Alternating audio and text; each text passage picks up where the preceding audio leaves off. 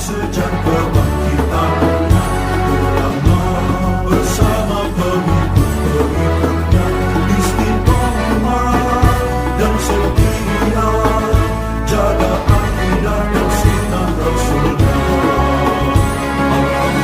Alhamdulillah segala puji baginya ulama bersama pengikut-pengikutnya istiqomah dan setia menjaga agama nusa dan bangsa. Mari kuatkan niat kita, kita bulatkan tekad kita, terus lanjutkan amal kita, mengembangkan hikmah kita. Assalamualaikum warahmatullahi wabarakatuh.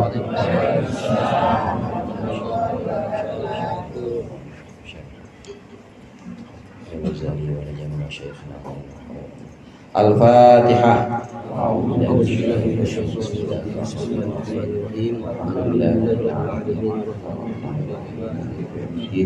Iyyaka na'budu wa iyyaka nasta'in ihdinas siratal mustaqim siratal ladzina an'amta 'alaihim ghairil maghdubi 'alaihim. Amin.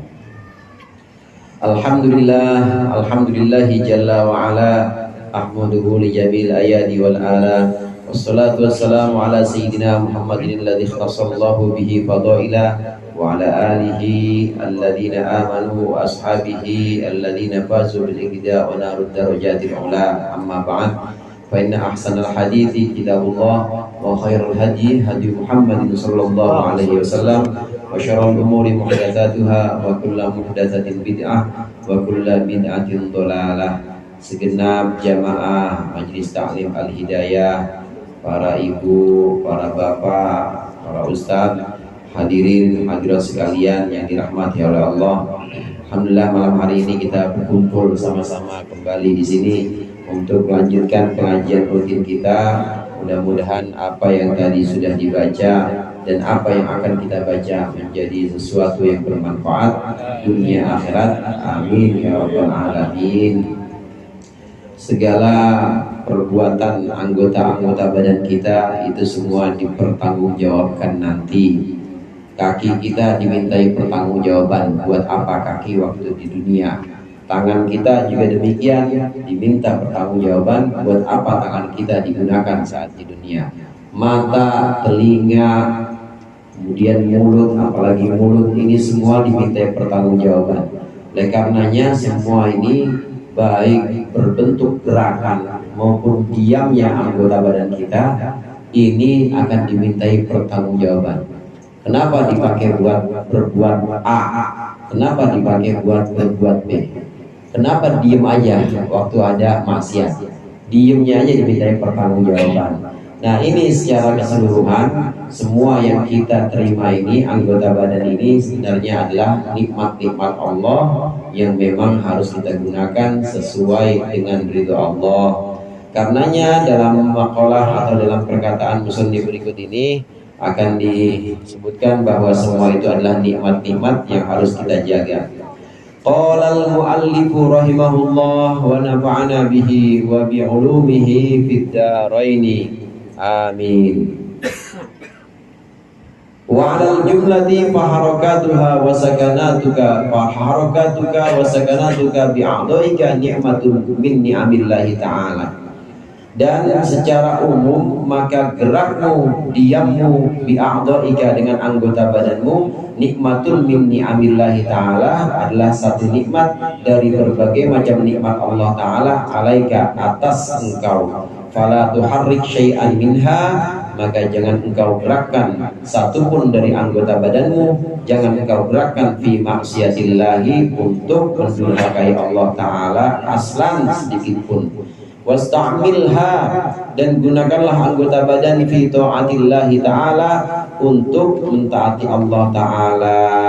Hendaklah semua anggota badan yang sudah disebut dan dibahas kemarin, mulai dari mata sampai kaki, ini hendaklah digunakan untuk taat kepada Allah. Kayak orang sini ya, mata dipakai buat melihat kitab. Kitabnya saya lihat cuma berapa orang yang bawa. lupa saya. Kemudian dipakai buat menulis Al-Quran, tangan dipakai buat nyumbang maulid. Ya, ada 100 ribuan yang lecek ya. Sumbang aja barang 7. 100 ribu 7 masih laku ya lecek ya. Buat maulid. Kaki juga digunakan ke tempat-tempat yang memang Allah ridho. Telinga juga dipakai buat mendengarkan pengajian. Orang di sini semua itu anggota badan, semuanya adalah nikmat Allah. Maka jangan sekali-kali digunakan buat maksiat. Jangan mata ini dipakai buat melihat yang haram-haram. Jangan telinga ini digunakan untuk mendengar atau nguping sesuatu yang memang orang yang gak ridho kalau kita dengerin, namanya nguping. Tangan juga begitu. Tangan sih buat gamparin orang aja nggak boleh. Nggak boleh. Jangan menggunakan sesuatu yang memang Allah itu tidak ridho. Artinya yang jalannya maksiat, jalannya adalah dosa kepada Allah. Jangan gunakan itu semua. Karena semua anggota badan kita ini nikmat. Hendaknya nikmat ini kita gunakan untuk taat kepada Allah, karena memang Allah berikan ini anggota badan, Allah kasih pada kita gratis, nggak ada sewanya. Ini kita gunakan hanya untuk taat, hanya buat mentaati Allah. Ada majikan Pak, Bu, ada majikan. Dia kepada pembantunya, ini majikan kasih rumah, dikasih. Udah hak milik, udah buat itu membantu, kendaraan dikasih, semua fasilitas dikasih, sampai tunjangan hidupnya dikasih, bulanannya ada, tunjangannya lain, tunjangan buat telepon pulsa, tunjangan buat makan anak 2, semuanya dikasih. Ini pembantu, ternyata rumahnya dipakai buat maksiat, yang artinya maksiat di sini dipakai buat rapatnya buat menggulingkan atau buat melawan kepada tuannya, pada majikannya. Mobilnya dipakai, tapi dipakainya bukan buat sesuatu yang memang tuannya itu. Mobilnya dipakai buat nyelingkuhin bininya tuan, bininya majikannya. Ini kira-kira yang ngasih majikannya marah kagak ini kalau begini? Marah. Ya, gua tobatin ngasih pembantu yang begini, besok gua ambil semuanya. Pasti begitu. Nikmat-nikmat yang sudah diberikan, fasilitas rumah, kendaraan, semua harusnya ya dipakai buat memuliakan majikan, dipakai buat sesuatu yang memang majikannya itu ridho. Ya, mobil dipakai buat nganter anaknya, rumah dipakai buat istirahat dia, nanti bangun pagi udah seger lagi buat mengabdi kepada majikannya. Demikian juga kita. Ini anggota badan kita ini adalah pemberian Allah, gratis. Saya tanya, emang ada yang bayar token mata? Pak, mata Bu, ada yang bayar sewanya nggak? Nggak ada yang bayar, gratis. Tangan ada yang bayar sewa tangan? Nggak ada, gratis. Dikasih gratis sama Allah. Ini maksudnya supaya bisa digunakan buat sedekah itu tangan. Dikasih gratis buat Allah supaya bisa digunakan buat baca Quran itu mata. Supaya bisa digunakan buat melangkahkan kaki ke majelis-majelis itu kaki. Semuanya hanya buat taat. Jangan sekali-kali ini digunakan untuk mendurhakai Allah, untuk maksiat atau untuk sesuatu yang sifatnya itu Allah tidak ridho. Semua, bahkan diamnya kita ini kalau bisa diamnya kita ibadah. Emang gimana Ustaz diamnya ibadah? Saat ada pilihan, ini gue harus ngomong apa harus diam? Kalau kira-kira ngomongnya itu bikin orang sakit, ngomongnya itu malah bikin dosa, maka diamnya pahala. Jadi diamnya itu juga dihitung sebagai pahala. Tidurnya kita dihitung pahala. Jika kita sebelum tidur memang sudah siap-siap, kita tidur siap-siap menghadap kepada Allah. Mungkin saja nanti di malam hari Allah nggak kembalikan lagi nyawa kita ke jasad, maka aku pasrahkan diriku kepada Engkau ya Allah. Wudhu sebelum tidur. Nanti tidurnya baring kanan kayak orang meninggal. Kalau di sebelah sana kiblat, maka baring kanannya seperti ini, kepalanya sebelah sini. Udah mulai bismika Allahumma ahya wa bismika amut. Allahumma inni aslamtu nafsi ilaika, ya Allah aku pasrahkan diriku kepadamu ya Allah. Itu sampai bangun insya Allah dihitung ibadah. Semua nafas kita, detak jantung kita itu dihitung ibadah. Karena memang bismika Allahumma wa bismika ahya, bismika Allahumma ahya wa bismika amut. Dengan namamu aku hidup dan aku mati. Tidur itu kan mati kecil, Bu, Pak. Tidur itu mati sebentar. Aku mati juga dengan namamu. Kalau diiringi dengan nama Allah, insya Allah itu jadi ibadah semua. Itu ibadah-ibadah, diamnya ibadah, bergeraknya ibadah. Maka kita sebisa mungkin semua gerak dan diam anggota badan kita hendaklah ini digunakan untuk beribadah. Dan ini adalah sebuah pemberian kedermawanan Allah. Ini adalah sifat dermawannya Allah yang Allah berikan kepada kita. Jangan bilang bahwa Allah itu maha dermawan, Allah itu sangat pemberi kalau kita minta. Ini kalau saya doa malam ini, besok biasanya datang rezeki. Berarti seolah-olah rezeki itu karena doa kita. Seolah-olah begitu. Ini kalau saya sholat, insya Allah besok urusan lancar nih. Jadi seolah-olah urusan lancar itu karena sholat kita. Bukan itu, Pak. Nggak ada hubungannya antara pemberian Allah dengan ibadah kita, nggak ada hubungannya. Kalau kita memandang hubungan antara ibadah dengan pemberian Allah, itu kita mandangnya jangan seperti itu. Jangan kita pandang bahwa pemberian Allah ini tergantung oleh ibadah kita. Enggak, sama sekali. Kita mau ibadah, kita enggak ibadah, Allah tetap kasih. Jadi ibadah yang di sini dituntut, perbuatan-perbuatan baik yang selalu dituntut oleh agama, ini buat siapa? Bukan buat Allah, bukan buat Allah supaya Allah memberi kita, bukan, tapi buat kita. Itu lantaran sayang sama Allah, lantaran Allah sayang kepada kita. Supaya mata jangan dipakai buat maksiat, karena kalau mata pakai buat maksiat, pikiran pasti amburadul ya. Pasti pikirannya kemana-mana, orang buat lihat yang macam-macam. Sendirian aja di kamar, habis ngelihat yang haram-haram, pasti pikirannya kemana-mana tuh. Betul nggak begitu, Bang? Pasti begitu.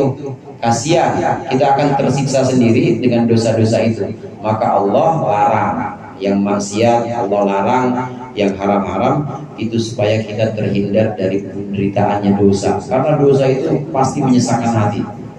Dosa itu pasti menggelisahkan kita. Nah, supaya kita nggak gelisah, Allah kasih larangan-larangan ini. Allah tuntun dengan perintah-perintah. Ibadah kita berupa pelaksanaan kewajiban-kewajiban dan juga meninggalkan larangan-larangan sama sekali bukan buat Allah, tapi buat kita. Allah sama sekali nggak perlu ibadah kita. Nah, terus bagaimana kita memandang ini? Memandang antara pemberian Allah dengan ibadah kita. Pemberian Allah aja udah Allah kasih. Walaupun kita nggak ibadah, Allah tetap kasih. Bentuk kedermawanan Allah yang pertama kali, bentuk sifat karomnya Allah, maha memberinya Allah yang pertama kali, kita dimudahkan buat wudhu, dimudahkan buat bangun malam, dimudahkan buat datang ke majlis, dimudahkan buat sholat. Itu udah bentuk pemberian Allah.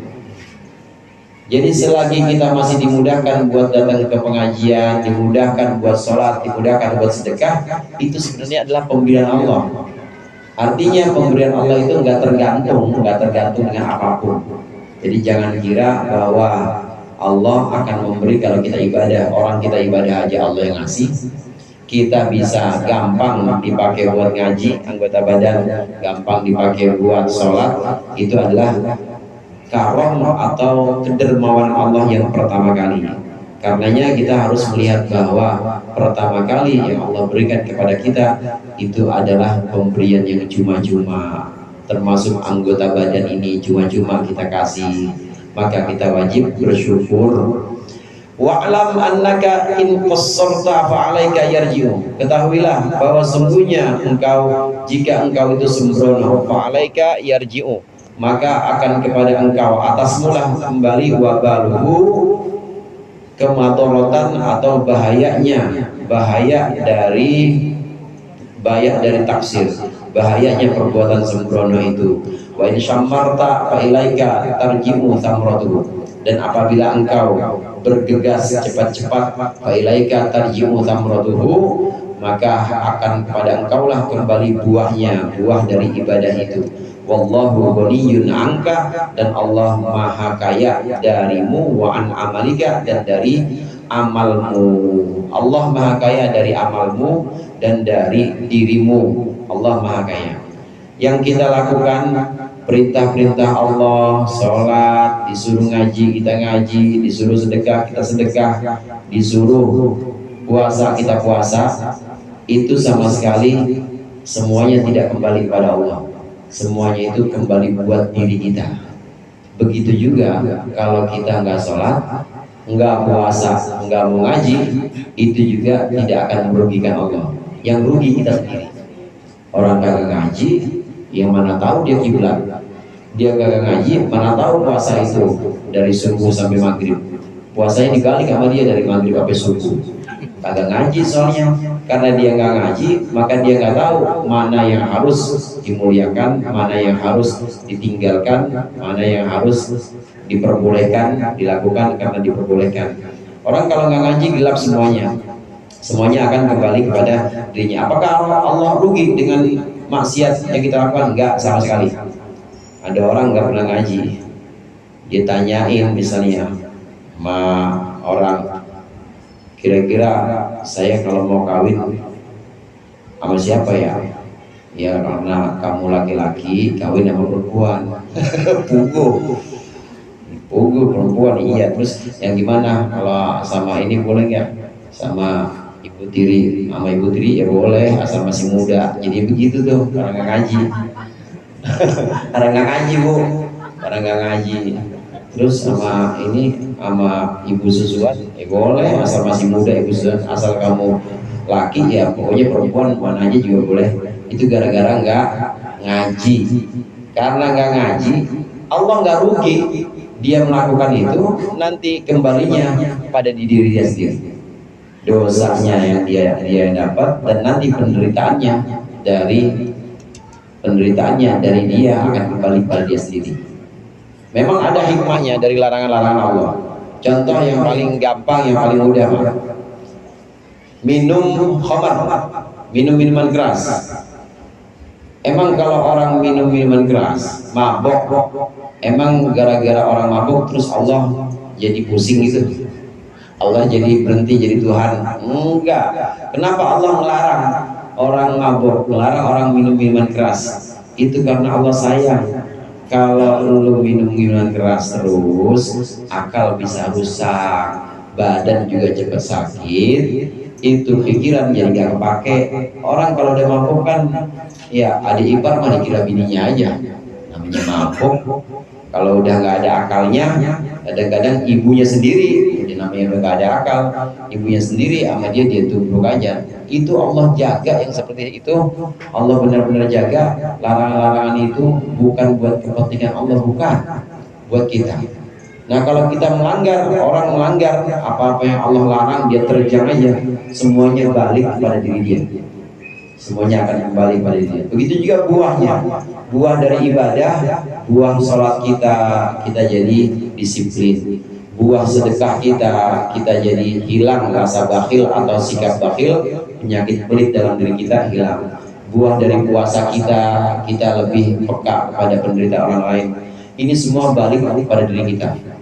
Nggak ada yang balik kepada Allah, Bapak. Nggak ada yang kembali kepada Allah, tapi semuanya kembali buat kita manfaatnya. Karena Allah Ghaniyun. Ghaniyun itu artinya kaya, maha kaya. Sugih, tahu sugih? Mas tahu? Sugih. Kalau kaya itu orang butuh. Kalau kaya itu nggak butuh. Di sini kalau wallahu ghaniyun anka, itu maksudnya Allah tidak butuh kamu. Kalau diartikan Allah maha kaya darimu ya boleh, tapi paling enak Allah tidak butuh kamu dan Allah tidak butuh ibadahmu. Karena kaya itu artinya tidak butuh. Kalau ada orang kaya masih butuh, orang kaya sih antri BLT atau BLT Pak. Iya, orang kaya sih masih ini aja, masih cari-cari bukti. Ini saya meterannya baru segini. Itu namanya bukan kaya kalau gitu. Kalau masih butuh berarti fakir. Karena fakir itu artinya butuh. Berarti kalau kaya nggak butuh. Orang yang benar-benar kaya nggak butuh, nggak bakal dia ikut-ikutan antri begitu, nggak bakal, karena dia udah nggak butuh. Uang mah dikeluarin aja sama dia, harta mah sama dia umbar aja buat kepentingan orang banyak, karena dia nggak butuh. Itu namanya kaya yang benar-benar tuh nggak butuh. Allah punya sifat goni, wallahu goniyun anka wa an amalika. Allah maha kaya, maksudnya Allah nggak butuh engkau dan nggak butuh ibadahmu. Terus kenapa Allah merintah, Allah melarang? Itu buat kebaikanmu, untuk keselamatanmu, bukan untuk Allah. Semuanya ibadah-ibadah kita itu kembali buat kita. Larangan-larangan yang Allah tetapkan buat kita itu kembali buat menjaga supaya kita selamat. Bapak Ibu hadirin rahimakumullah, dulu itu ada syariat Nabi Adam menikahkan anak dengan saudaranya. Kenapa boleh zaman dulu? Zaman Nabi kok nggak boleh? Ya orang nggak ada orang lain. Zaman Nabi Adam Pak, emang mau nikah sama siapa? Orang bapaknya satu, Nabi Adam. Ibunya juga satu, Siti Hawa. Tapi tetap Allah batasi, tidak boleh menikahkan saudara yang satu persalinan. Lahirnya bareng nggak boleh. Qabil lahirnya bareng sama Ikrimah. Habil lahirnya bareng sama Yaguda. Maka Habil nggak boleh nikah sama Yaguda. Qabil nggak boleh nikah sama Ikrimah, disilam. Itu syariatnya Nabi Adam waktu itu. Nggak ada besan, nggak ada apa. Orangnya cuma satu. Nah disilam. Ini syariat yang berlaku sebelumnya. Nah kemudian di masa setelahnya ketika sudah banyak orang, nggak boleh nikah saudara yang memang satu kandung, apalagi yang satu persalinan, satu kandung nggak boleh. Ini ternyata di dunia kedokteran namanya incest. Ini ternyata ada hikmahnya. Kalau satu kandung itu menikah, ada abang menikah sama adiknya sendiri, ini nanti secara genetik yang buruk-buruk ini akan menyatu kepada anaknya. Jadi bukannya ngumpulin yang baik-baik, yang buruk-buruk, misalnya ini gen dari bapaknya, gen A, B, C, D, itu gen buruk semuanya. Bangsa malas, kulitnya hitam, hidungnya pesek, semuanya nyatu semua itu. Nanti nyatu di anak. Yang jelek-jelek juga yang ada di istrinya, namanya sekandung, gennya jelek juga, anaknya itu bakal buruk juga. Maka oleh Allah dilarang. Nah yang seperti ini nggak ada pada dunia binatang. Kalau kambing boleh nggak kawin satu kandung? Boleh, kambing mah orang bukan buat mimpin dunia. Kambing kan buat dipotong. Kalau buat mimpin dunia dipilihkan oleh Allah aturan-aturan, dipilihkan ketetapan-ketetapan, ada perintah, ada larangan. Ini supaya menjaga kita agar tetap selamat, menjaga kita supaya kita itu terhindar dari segala macam penyakit-penyakit, terhindar dari segala macam keburukan. Karena dalam larangan Allah itu pasti ada kebaikan, dalam larangan Allah itu pasti ada keburukan yang ingin dihindarkan. Semuanya kembali kepada kita, kembali untuk kita, bukan untuk Allah. Orang sedunia itu nyembah Allah semua, Allah kemudian nggak bertambah kuasa, Allah kemudian ketuhanannya kemudian jadi lebih kuat, enggak. Orang sedunia ingkar semua sama Allah, masih semua, Allah juga nggak bakal berkurang kekuasaannya. Jadi sekali lagi, semua perintah-perintah yang Allah tetapkan, larangan-larangan yang Allah tetapkan, itu tidak kembali kepada Allah, bukan untuk Allah, tapi untuk kita. Allah nggak butuh kepada kita dan tidak butuh kepada amal kita. Allahu ghaniyun anka wa an amalika. Sama sekali Allah tidak butuh kepada amal ibadah kita. Wa innama kullu nafsin bima kasabat rahina. Dan sesungguhnya setiap orang bima kasabat rahinah, dengan apa-apa yang dia perbuat itu rahinatun, tergadaikan. Di situ artinya apa? Rahinah tergadaikan ya. Rahinah tergadaikan, bisa juga tersandra. Tersandra dengan amal perbuatan, disandra. Tergadaikan atau tersandra. Tahu sandra, Bu? Pak, tahu sandra? Bukan sandra artis, bukan. Ini tersandra maksudnya tergadaikan, selamat atau tidak tergantung amal kita. Disandra kita ini semua dengan amal kita. Kalau kita perbuatannya baik, amal-amalnya amal ibadah semua, maka insya Allah kita selamat. Tapi kalau perbuatannya mata kita dipakai buat maksiat, telinga dipakai buat kuping atau dengerin gibah, tangan dibuat ngamplongin orang, kaki dipakai buat maksiat, perut dipakai dimasukin yang haram-haram, farji dimasukin ke tempat-tempat yang haram, itu semua itu membuat diri kita ini tergadai dengan amal atau tersandra dengan amal buruk kita. Kalau tersandra dengan amal buruk kita, ya tahu akibatnya nanti. Di dunia akan mengalami kehinaan, artinya dia akan sengsara, penyakit-penyakit datang itu pasti. Kalau orang sering maksiat, orang sering ngamplongin orang, tangannya keplek. Tangannya itu keplek, jadi buat gamparin orang mulu. Kakinya pakai buat maksiat, kakinya nanti cepet Allah kasih penyakit, kakinya ini cepet lumpuh atau cepat nggak berfungsi lagi. Di dunia udah dapat begitu, nanti di akhirat dapat lagi siksaan lagi. Nauzubillah, nauzubillah. Semua setiap orang dari kita ini semua tersandra atau tergadaikan oleh amal-amal perbuatan kita. Kalau perbuatan kita baik, maka nanti akan jadi keberuntungan dan juga keselamatan buat kita. Kalau amal kita buruk, maka juga akan menjadi keburukan dan balasan yang buruk buat kita. Naudzubillah. Wa iyyaka an taqula innallaha karimun rahimun yaghfiru dzunuba lil usad fa inna hadhihi kalimatu haqqin urida biha batilun wa sahibuha mulaqabun bil hamaqah. Wa iyyaka an taqula innallaha karimun wallahu a'lam bissawab. Mudah-mudahan bermanfaat dan bisa kita amalkan. Mari sama-sama menjaga anggota badan kita dan juga sama-sama memantapkan, menanamkan bahwa sesungguhnya Allah sudah memberikan untuk kita gratis, maka gunakan anggota badan kita ini untuk hal-hal yang Allah ridho sebagai bukti syukur kita atas nikmat-nikmat mata dan lain sebagainya. Mudah-mudahan bermanfaat. Allahumma muwaffiq ila aqwamit thoriq. Wassalamualaikum warahmatullahi wabarakatuh. Waalaikumsalam.